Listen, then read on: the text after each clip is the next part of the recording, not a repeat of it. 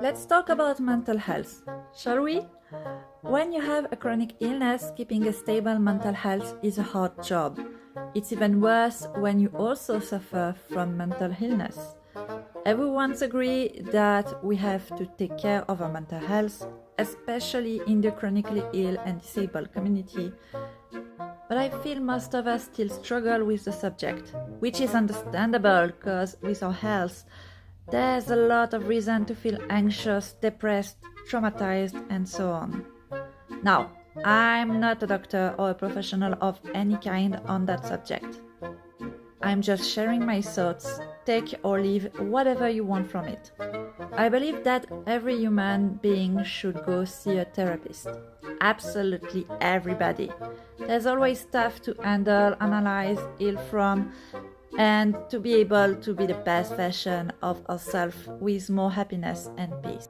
The truth is that accessing that healthcare isn't cheap, and if money is not the problem, it would be the time, the therapist's disponibility, the struggle to find the appropriate person to help you, and probably a lot more things. Some people would give up after having a bad experience.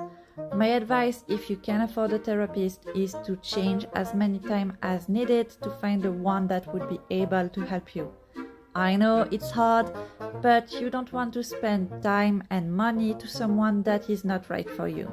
If you can't go to therapy, my second advice would be to write. It could be a journal, poem, fictions, or something else.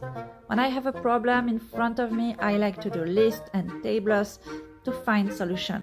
But when I was younger, I was doing roleplay game by writing with friend, and my character was living similar shit that I was. I needed to find solution to help my character feeling better and moving forward. And even if it was magical solutions, doing that was healing for me as well. My third advice would be to draw. If you draw your suffering, it would be really visible to understand what you might struggle to express verbally. I'm not good at drawing, but that doesn't matter. At one point in my life, I drew what I call a pain monster to dissociate my pain from myself, because I felt I was responsible of my body and therefore my pain. Which is not true. It's not my fault that I'm in pain. It's no one's fault really, but I had to focus my suffering against someone, and that someone became the pain monster. Those drawings were also useful to start talking about it in therapy. My fourth advice, if you're into it, would be sophrology or hypnosis. I'm lucky to have found a way to have that paid by my insurance, but I know that won't work the same way everywhere. I started sophrology to get help with my pain. To be honest, that didn't really help, but I learned there to be relaxed, to breathe, to meditate, and even a little of self-hypnosis, which ended up helping with my anxiety.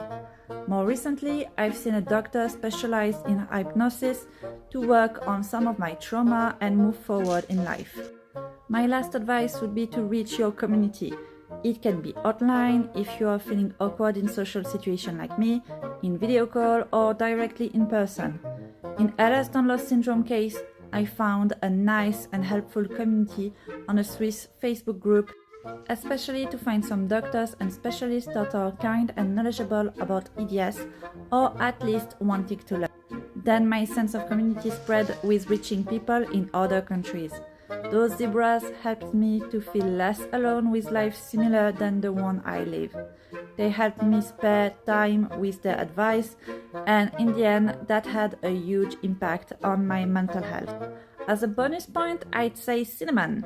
I love cinnamon. That makes me happy. It's good for my mental health.